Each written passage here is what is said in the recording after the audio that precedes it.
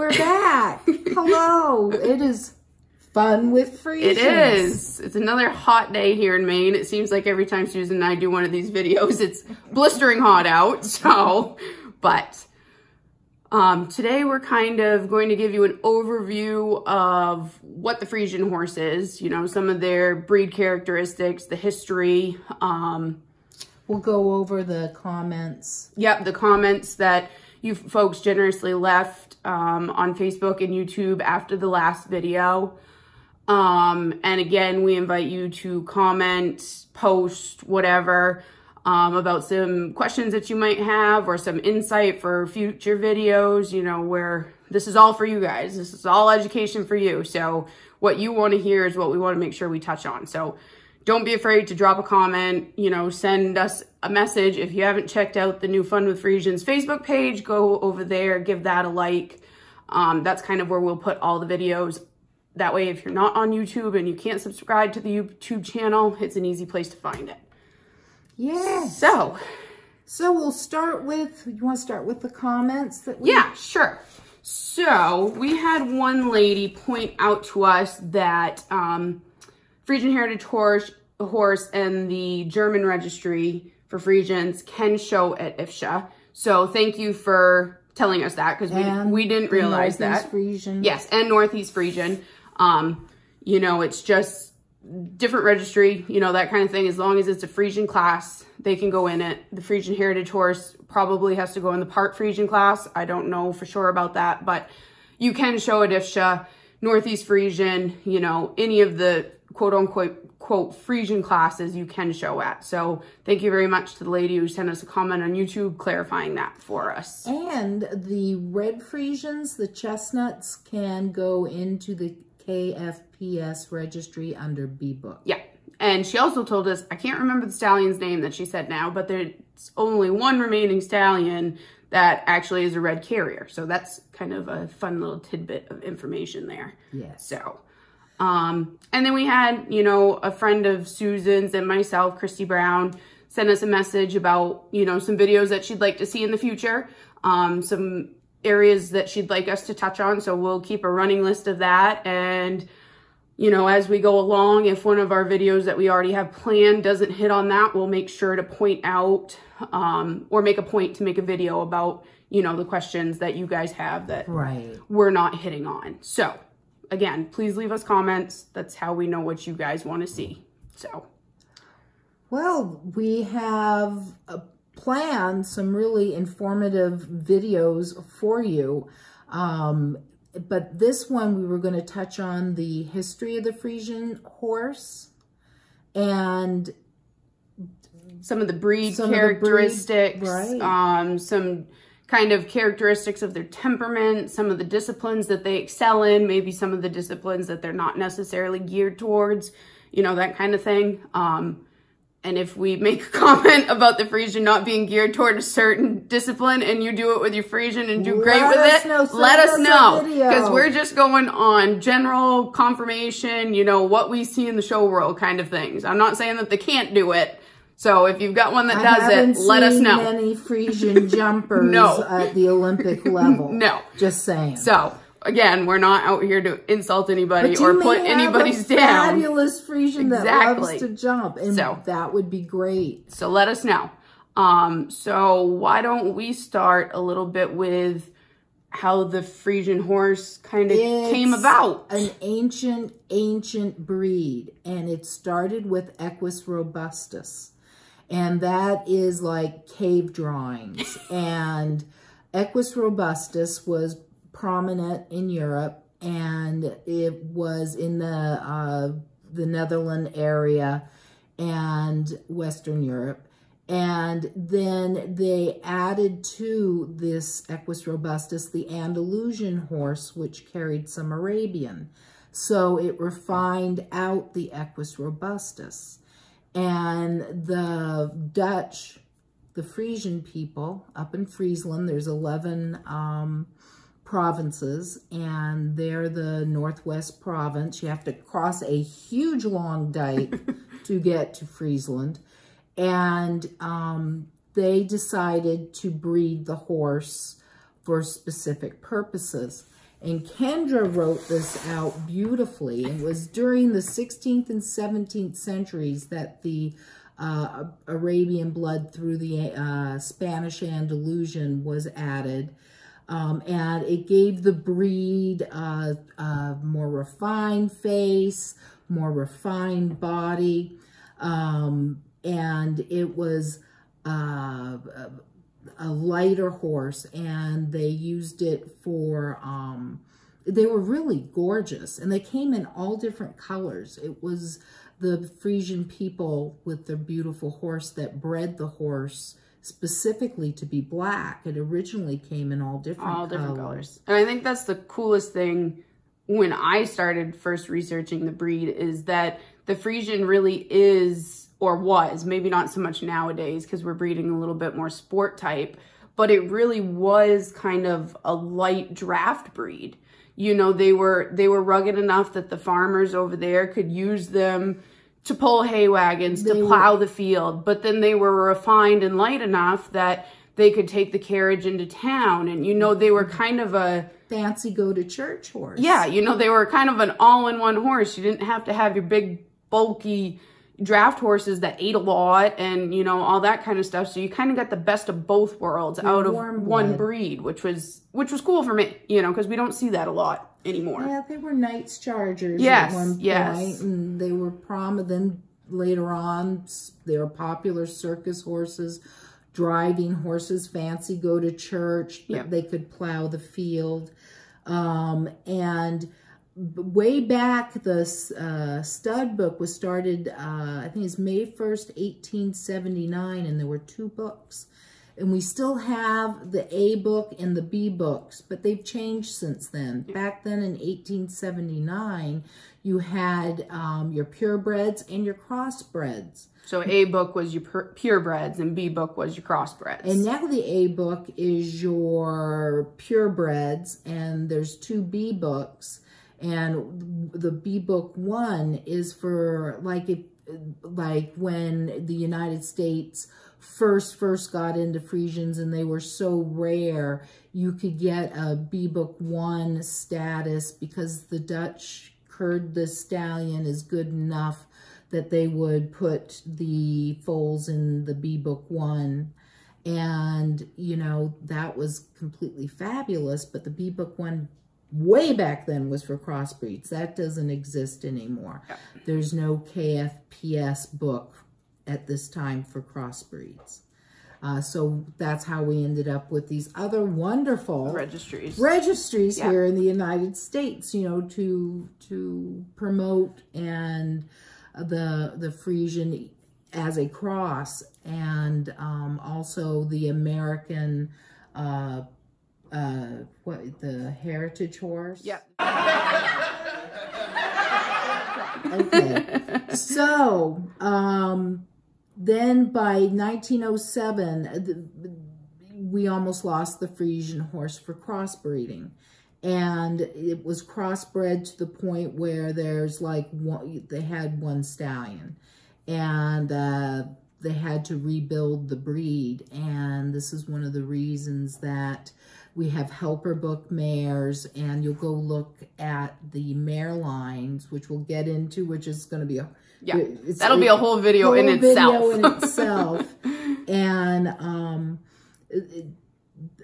oh my golly, so I got totally lost. So that what happened was, now they have the interbreeding quotients that are really, really important when you're breeding your Frisian, and that was because we almost lost the breed. Yeah. And they don't like line breeding, and a lot of breeds do line breeding, but the Frisian horse you do not want to line breed. Yeah.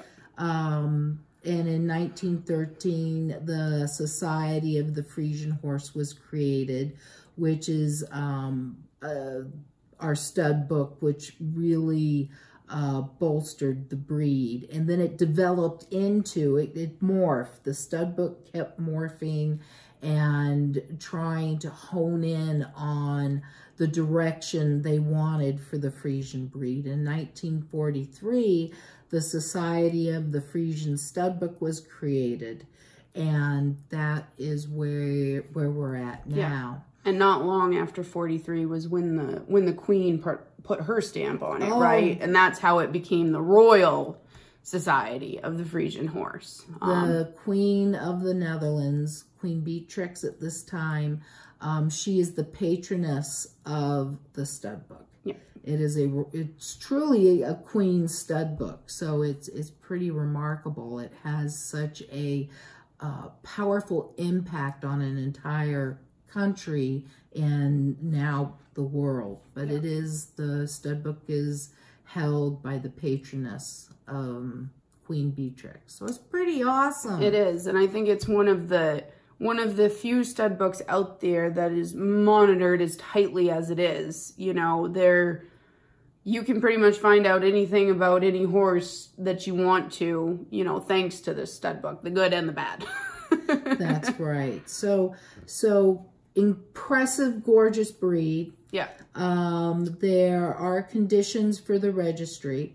We'll just touch on it. There's, we're going to get into the predicates in our next video.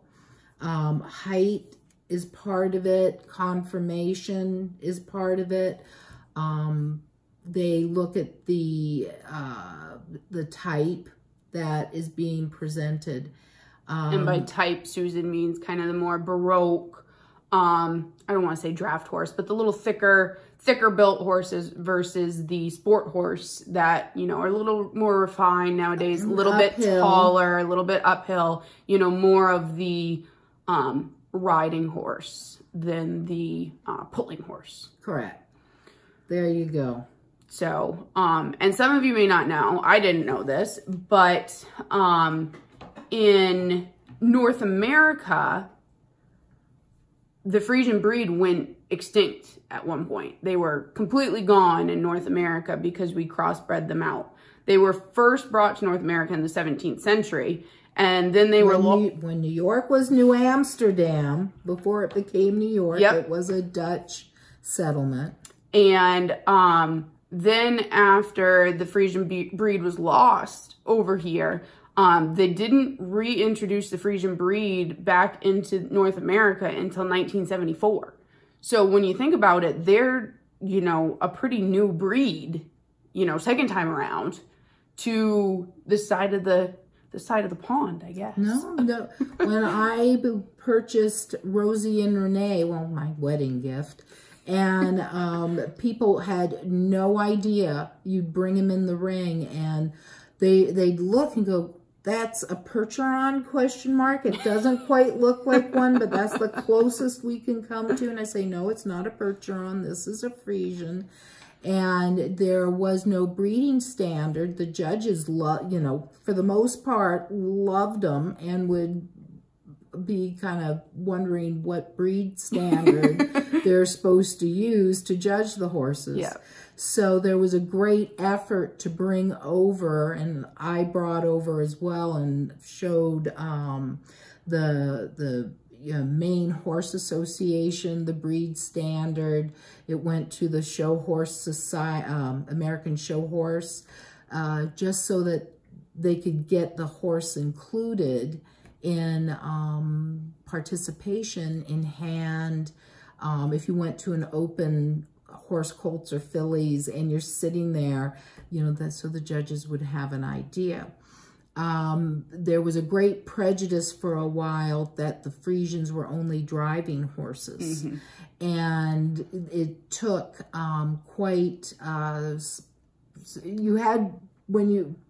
it worked when they came in under saddle and were these big, beautiful, high-moving, no big weighted shoes. They could move on their own, and people fell madly in love with the naturalness of the horse. It was not a man-made gait. No. It was just part of the horse, and people really loved it. I was actually cheap and got sick of paying for show shoes. So I bought Frisian horses to save some money. Oops. That backfired. But Paul bought it, so it was okay.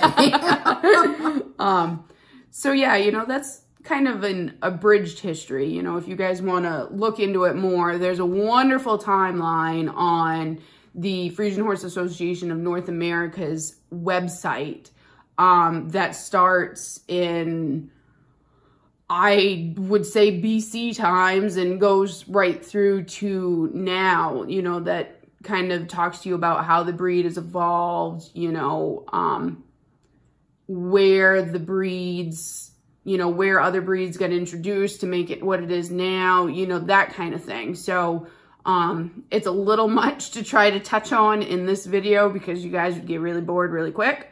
So we're not going to go that in depth. I'm showing you. Yes. There you go. This is the website. Yep. And anybody can go onto it. And it's fairly easy to, it's the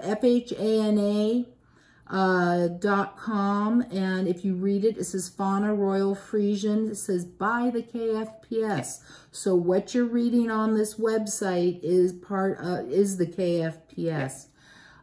If you own a part Frisian, you know, you can get on this website and do some research on your own horse. If you join, then you can go in and really look at the lines. Yeah. And there's history, there's interbreeding quotients. You can find out about all the KFPS stallions, all about them. Yeah, their linear score charts, their inbreeding coefficients, their percentages of white. I think their stallion testing scores are on there as well, right? So pretty much anything you want to know about a Frisian stallion is on there. And it also makes it a great resource if you're looking to buy a Frisian, because like I purchased a Frisian mare out of Canada year and a half ago now, and it was a great resource. I was able to go on, see who her mother was, look at her mother line, see if she'd had any offspring, you know, all of that is listed on there. She hadn't been to an adult cur, so I couldn't look at her, you know, her performance scores, but it's a great resource if you're looking to purchase a horse as well. And that actually gives me maybe an idea for another video in the future, is maybe we can break down that website a little bit and give people an idea of what the most important sections of that website to look at are if they're looking to buy a horse.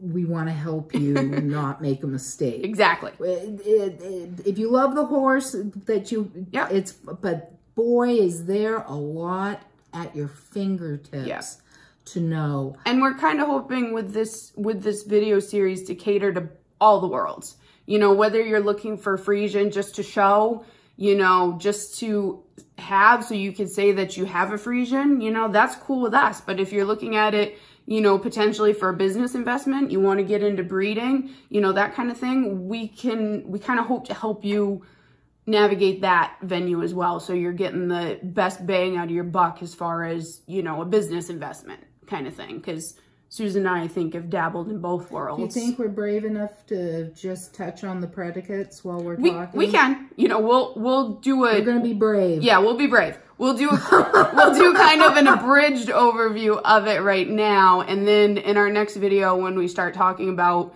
ramping up for curring season, we'll break it down a little bit more because there's a lot to it and it can get kind of convoluted. So we'll do a quick little run around of it now and then kind of go from there.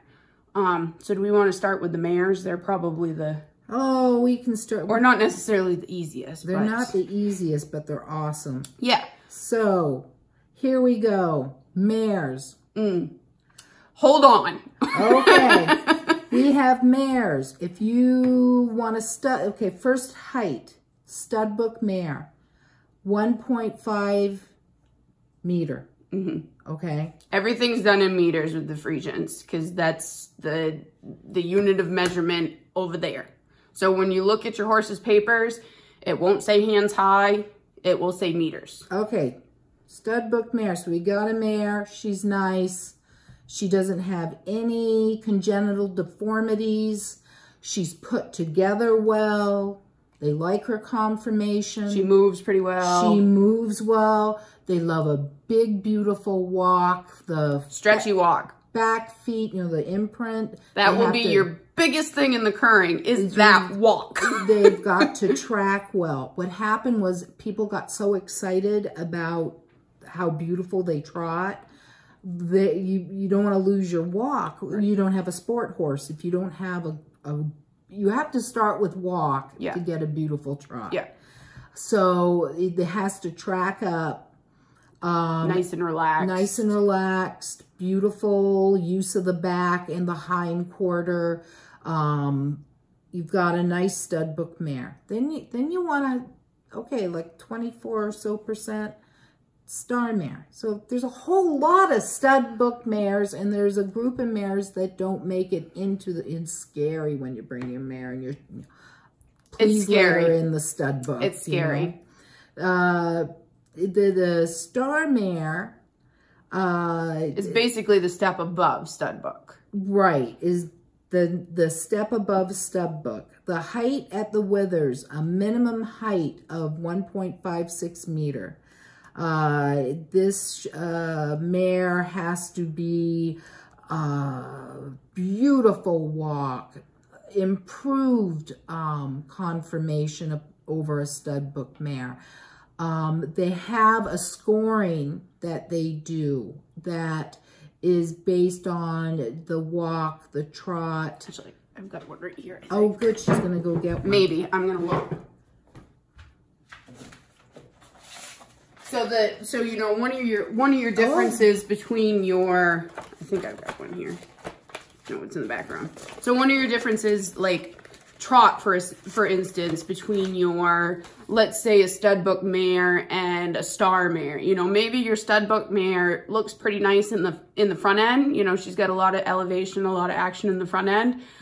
But maybe her back end isn't quite keeping up. You know, maybe she doesn't lift her hocks as high. Maybe she's a little draggy. Maybe her back's a little weak. That's one of the criticisms that we hear a lot, is the back's weak.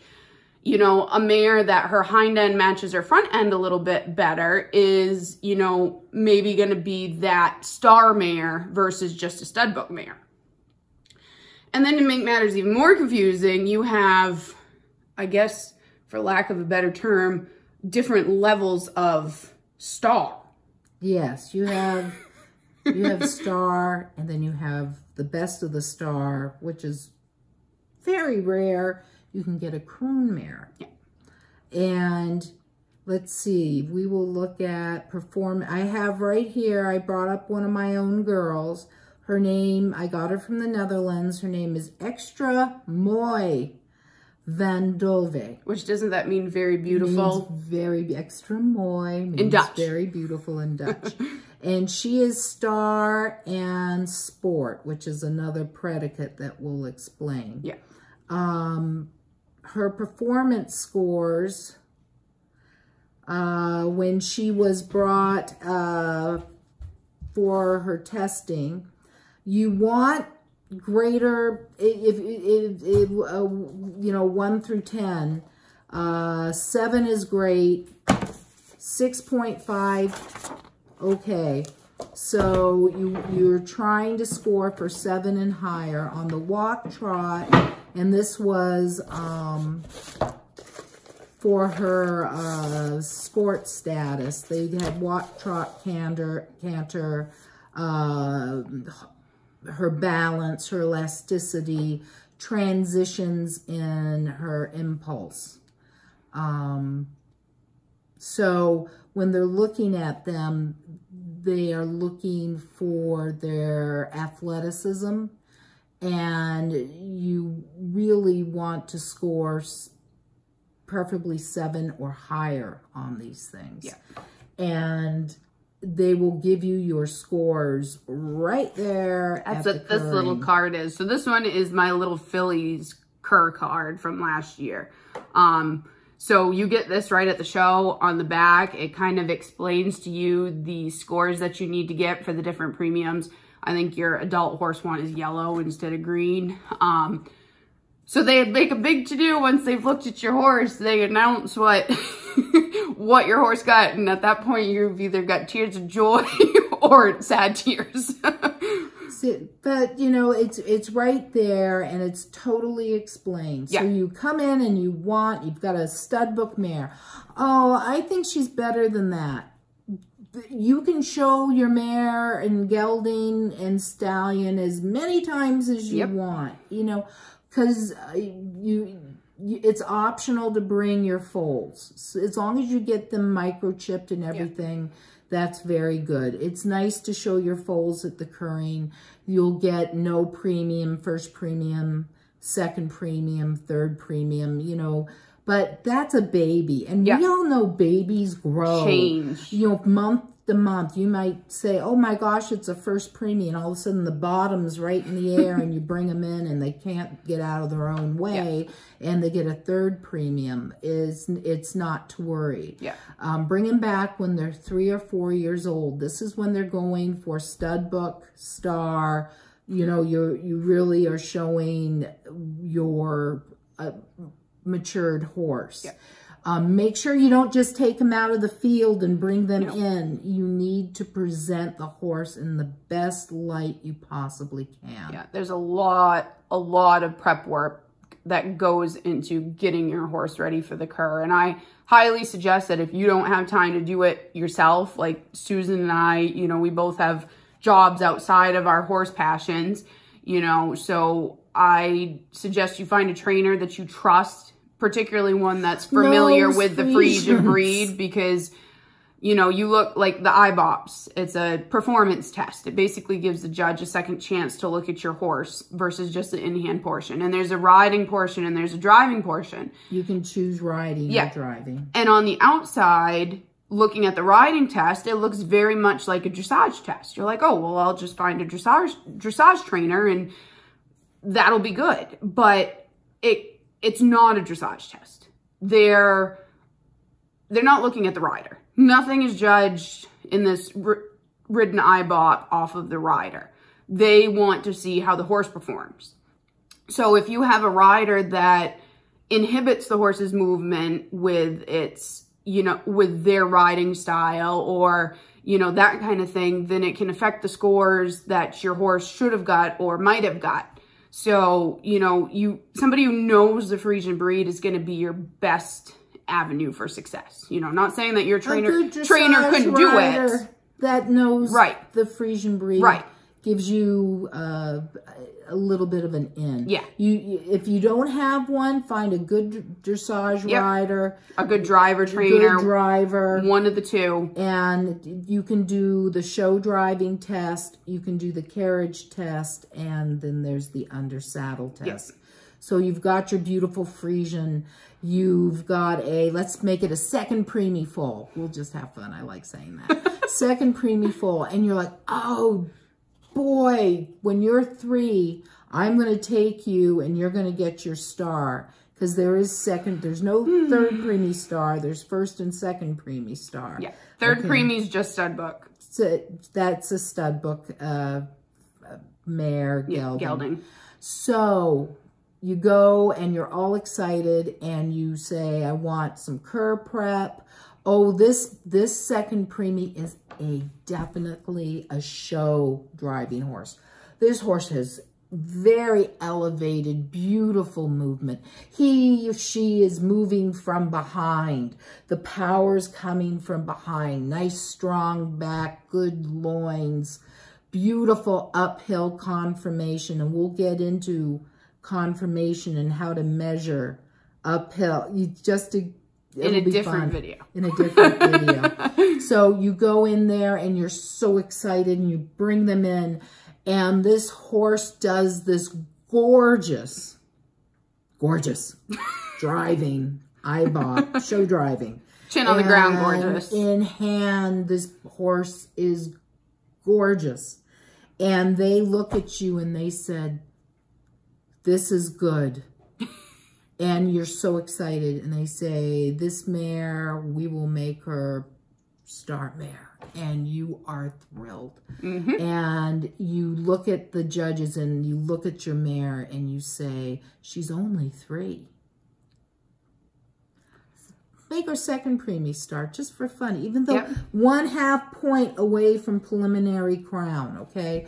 So you take your beautiful star mare and you say, I'm going to bring her back next year. She's going to be 4. She's going to be more mature. And I think she'll make preliminary croon. It's called croon, but we Americans call it crown. Crown, yeah. So, you know, there's a lot to the predicates, and basically you need to have a very good eye, and it's fine to talk to the judges. Yeah. And they'll be very honest with you. They'll say, I don't like her shoeing. Yeah. They'll be brutally honest with you. So if you're not willing to take good and brutally honest. If you're not willing to take the heat, don't ask the questions, because they're there to make sure that what we're doing is improving the breed. So if they see something that they don't agree with, that they don't like, they're going to tell you. Yeah, I don't like her. I've had it where they've sat there and you'll see this. And that meant that they felt that this horse's movement was accentuated in a man-made fashion. Yeah. You know, and they will tell you. And then you have to sit there and say, well, I need to work on the hind end and get this horse moving from the hind end forward, lifting up naturally. Yeah. Like the first time I took Merida as a 3-year-old, I didn't do the IBOT. I bought Merida in March from Susan and decided I was going to cur her that September, not knowing anything about the Freisian breed. An expensive education on my part. But she went in there, she trotted like a rock star. But she wasn't broke under saddle at that point, and she couldn't walk. She was a bundle of nerves, and just, you know, she walked pretty good in the front end, but she didn't track up. She wasn't relaxed the way that they wanted her to be. So our biggest hits were our walk, which I think they almost put more emphasis on the walk nowadays than they do the trot. And our back and our loins were weak, which that just comes from conditioning. You know, and hers weren't conformational. Right. It was, hey, let's try driving this horse. Yeah.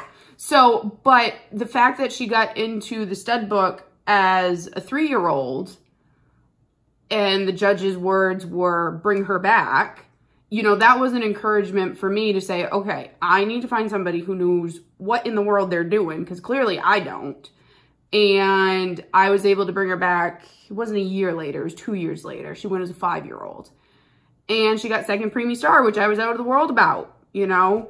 And she beautiful eyeball. And she went from I think a 6 on her walk the first time to a 7 on her walk. So we went up a whole point. And we won a 7. Which was great, you know. So I couldn't. 8's better. Yeah, 8's better. But, you know, I couldn't have been more happy, but they're great about telling you what you need to work on.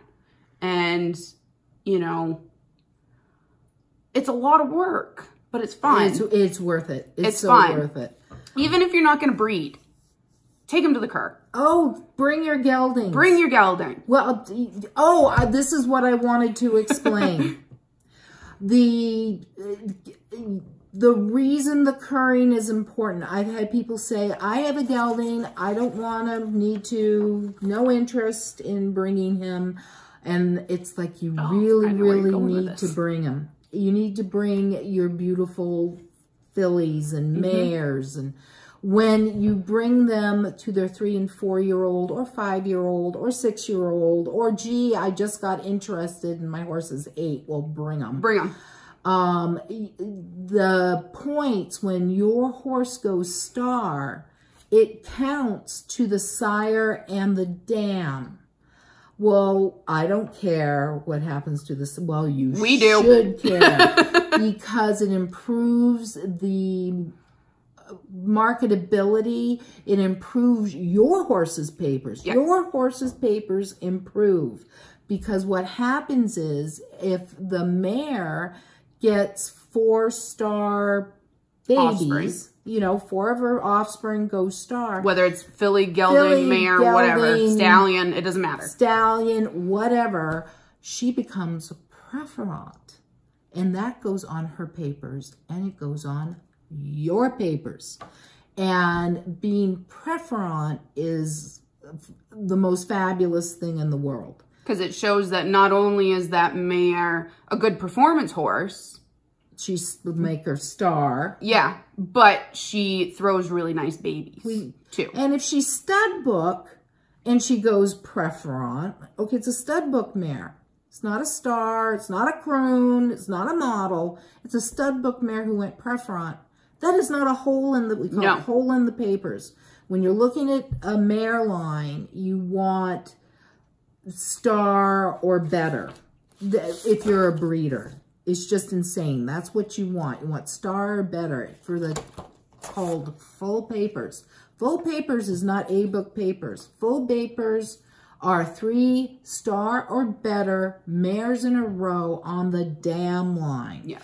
Or the mother line. Some people refer to it as the mother line. That's what you want. If you got a stud book mare, they go, oh, there's a hole in the paper. If that mare goes preferant, there's no hole in the paper. Nope. That mare has 4 or more babies that went star or better, and there is no hole because she proved herself as a brood mare and improved the breed. And some people might disagree with that. You know, some people might still see it as a hole in the paper, but I don't think so. I don't. Because like Susan said, yeah, maybe they couldn't, you know, maybe they get jittery in the ring. Maybe the horse gets anxious and it's not able to perform the way that it needs to at the curring. Maybe she's 2 centimeters too short. Yeah. But but obviously she's an improvement to the breed because she's making all these beautiful babies. So there you go. You have your not in the stud book mare. No, shouldn't be bred, discouraged, I should say. You can still breed her. Yeah. But it's discouraged. It's your baby. Do what you want. But when you get your star mares, your croon mares, your model mares, your stud book mares who go preferant, there's no hole in the paper. Nope. And what you're looking for me, is a beautiful, full, strong mare line. Yeah. So you're going to bring your horses that, you know, you don't know why you want to cur them. Curring's wicked fun. It is. Because you hear, not just that, you hear the good things. And if you have a mare and you had no intention on breeding her, all of a sudden you changed your mind and you say, I never got her curred, bring her to the cur. Yeah. Get her curred, and then you will have somewhere to build upon. Yeah. And join the KFPS and Fauna, and then grab me, grab Kendra, grab someone who wants to help you, and we will go through how to go and breed your mare. One of the fun things we're going to do is... We're excited about this one. really show you what is available to you to make beautiful, sound decisions on what your mare would need. And to me, I think that's one of the most important reasons behind the curring is it gives you something to base your judgment calls off of. Mm-hmm. You know, you can look at the conformation of your mare and look at the conformation of the stallion that you think you want and say, oh yeah, you know, those might balance each other out a little bit. But the curring, when you get that linear score chart, you know, that breaks your horse down from top to bottom, you know, you can compare all that with the stallion that you're thinking about. So it brings it just from a conformation and temperament aspect to a whole nother level. I mean, you're talking, I don't even know where to start. You know, it's just all intensive. You know, it's going to be hard to see on this video, but you know, this is the linear score chart that you get. This is my mare's when she went as a 3-year-old. So it's not that great looking, but you know, it breaks down loins, it breaks down neck, it breaks down their head, their stifles, their legs, you know. Uphill, downhill, you know, their color, their type, everything. So there's one of these for every horse that's been to a curring, and there's one of these for every approved stallion. So instead of just going conformation... I like his name, it's so cute. Or conformation temperament, these are all the aspects you're comparing. So you're just setting yourself up for a much more successful breeding, whether you're keeping the foal for yourself or you're going to sell it. You know, either way, it's just kind of a It's wonderful. Yeah, you know, it's a wise decision to make. It is an investment. It's not a cheap thing to do. And you want, now we're talking about bringing your horses and the bring your Freisians to the currying if you haven't curried them. Please. Your KFPS fauna, because it improves the papers. This is Merida's papers. This is my mare that I bought off of Susan that she bred. I don't know if you can see it. Can you help me with that? Show the mare line. So here we start with Merida's mom. It doesn't really want to focus, but you can see Barty Patricia B. That's her dam, and she's a stud book star. Then you go to Patricia B., who is Merida's grandmother, who's stud book star. I can't see if that says preferent or prestati ×4. That would be preferent. And then you've got Paula D., who would be Merida's great-grandmother or great-great-grandmother. I don't know. I've lost track at this point. That you've got stud book star preferent ×4. So, and if you look at, and then her great-great-grandmother is Vesta, who's a stud book model preferent prestati ×8. Okay. You're bringing your horses to the currings. If you haven't curred them and they're the KFPS fauna, there's that word preferent. Your papers on your horse, if the mama goes star and goes preferent, it just helps your horse too. And it gives points to the stallion and to the mare, the sire and the dam. And it helps make a true representation of the quality of the horse that your lovely horse is out of. It's really important. You're helping everybody. You're helping yourself. You're helping the mare owner, breeder, and you're helping the stallion owner and the stud. You know, it's a full circle deal. And the records are kept forever. Yeah, and it's part of the statistics. Yeah. And when we were hearing, Barty, by the way, is now owned by Fernando Horowitz. Hi, Fernando. Hopefully you're watching. The Barty is full paper to 1925. You know what I mean? That means star or better. Or stud book and preferent, but she is star or better all the way back. So these are things you want to learn when you're getting your Freisian horse and the importance of currying your horse. And just because the papers only go back that many generations, you can keep going back. On that fauna portal that we've been praising up and down, you can go back as far back as their records go. So just because your papers look good on these blue papers, if you're thinking about buying a horse, do some research and go further back than these papers go, because you can. And it's worth it. And when you hear the word prestati, like we mentioned, that's the athleticism of the foals. I think it's 3 or more that have gone sport. Which we'll explain in another video. Yeah. But here we tried to do some history for you. We tried to show you the importance of currying your horses, be it a gelding. You haven't done it. She's 8 years old. What do? I think I might want to breed. Take her to a currying. Yep. And the importance of cur prep to make sure, the judges can only judge what you show them, what they see. And to find knowledgeable trainers who understand Freisians because they are unique. And if you're looking for a trainer, if you're thinking current is something you want to do, whether it's this year, next year, 2 years from now, whatever. If you're looking for a trainer, don't be afraid to reach out to Susan and I. We know some fabulous people in the Freisian world, both in the Northeast and across the country. So if you're really saying, oh, I'd like to do this, but I don't know where to go, I don't know who to ask, don't be afraid to reach out and ask us, because we can help guide you to somebody who might be willing to help you. Yeah, and they understand the breed. Yeah. So, boy, I think this is fun. It is fun. You guys are having fun too. And Susan and I had a little bit of a light bulb come on for an idea of some videos, but it's going to involve you guys getting active in the comments, sending us a message on Facebook, commenting on the YouTube videos, where we could give you some help with the breeding aspect.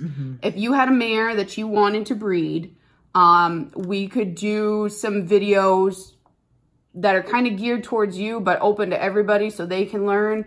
Some of the stallions that you might be interested in, some of the stallions that are available. Show you how to break it down, how to look at the inbreeding coefficients on the site, you know, that kind of thing. So if you've got a mare that you're interested in breeding that you're not quite sure what route you want to take, and you don't mind us not necessarily picking apart, but being a little bit brutally honest and, you know, from a good standpoint. We're nice people. Yeah. It's not really brutal. But we don't want to see, you know, high inbreeding coefficients, you know, because that's going to lead to genetic stuff, and we just don't want to see that. And checking to make sure your horse has been tested genetically. It's mandatory now. So if you're interested in volunteering your mare for us to help you make some suggestions from a stallion aspect, let us know. Send us her registered name, her registration number. We can look her up. That's all we need. And who you're interested. Yes, and who you're interested in. We're not picking stallions because we don't want to end up in court. And we don't want to. And the Freisian community is small enough. All the stallions are great in their own way. We don't want to upset any stallion owners, you know, breeding places, because we love them all. They may not be a perfect fit for every mare, but we love them all. So we're only going off of stallions that you suggest. And just going over the numbers. Right. That come up, because it is all done statistically. So it's not us saying something. It's us giving you the numbers. The numbers. Yeah. So let us know if that's something that you want to do. And should we do the types real quick? Oh, yes. Let's do that. So one of our comments on our first video was somebody wanted to know a little bit about the build, the body type, that kind of thing. So we kind of touched on the differences between Baroque and Sport already. Baroque is your little bit heavier, bigger jointed, you know, deeper chest. Tend to be a little more downhill. Yeah. Sometimes. They tend to be more of what you'd see of the driving, you know, kind of workhorse-y type. And your sport horses are a little bit more refined, more dressage-y, more driven dressage-y type. Uphill, a little bit taller, a little bit more refined heads. Joints tend to be a little bit smaller, you know, that kind of thing. And I think the stud book tends now to want the sport horse. Right. The sport horse is, you know, they don't want to lose the racial type. You'll see scores for racial type. You don't want to lose the racial type. No. So you still want the hair, you still want the feathers, you still want the neck, you still want the chest. You know, they don't want to lose that. They just want to say, okay, let's refine it a little bit. Make it more uphill. Make it more able to do all disciplines. A little bit more suspension in the gaits. Yeah, it's just a different goal. It's not that the Baroque horses, when they come in, are still judged fairly. Right. But it's a different type. And some people are definitely all about the Baroque. Like my mom's a Baroque one. She could see a sport horse or a sport Frisian and be like, oh yeah, it's pretty. It's pretty. But if she sees the big old Baroque one with the big head and the big feathers and the long mane, Mom's like, yes, that's a Frisian. You know, personally, from a riding aspect, I like a little bit more of the sport horse because it's a little bit more comfortable ride. You know, you got a little bit going on underneath you. One of the interesting things the judge, when we were looking at, it was last year, they gave a little explanation on conformation and the way the hind leg is for the purpose of being a all family horse. that can plow the fields and take you to church on Sunday and look totally like elegant, fabulous doing it. They tend to have a longer gaskin. The hind leg is a little longer, which is for pulling. It's part of the conformation they used to want for working the farm. And now they would like the horse more uphill with the, you know, longer forearm and not such a long gaskin area because they're developing more of a sport horse than a pulling horse. It's kind of interesting. It was a very educational. I asked, how do you, when you look at a horse, do you judge downhill? And she began explaining to me, it was absolutely fabulous, the transformation of the Frisian from a family farm horse to a sport horse. And that's another thing. If you do go to the curring, most of these clubs that host these currings make it into a day-and-a-half event, I guess. And a lot of the judges do a clinic the night before your curring.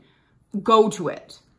It's very educational. At that point, there's nothing you can change to make your horse do better tomorrow, but it's extremely educational, and you learn a lot from the judge's perspective, what they're looking for. So I think it's worth it. I do too. So I think we did. On that, we'll leave you with this episode of Fun with Freisians, and subscribe to the YouTube channel so you get notifications of when we post a new video. Go over and like the new Fun with Freisians page. I've done my introduction, a little bit of who I am. Susan's going to do hers, tell you a little bit more about her. Be on the lookout for our next video. I'm not sure when it will be, because I think our next one's probably going to be the first of a 2-part series about curring. Because believe it or not, what we touched on today just was dipping a toe in the water.